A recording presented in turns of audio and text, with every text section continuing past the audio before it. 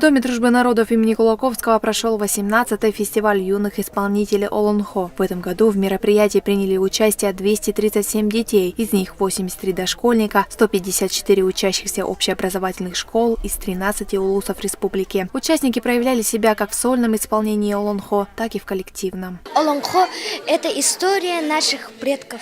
Олонхо – это рассказ. И у этого рассказа есть роли, да, которые мы исполняем. 20 лет мы выдержали, и ребята, дети очень быстро, оказывается, осваивают это исполнение Олонхо.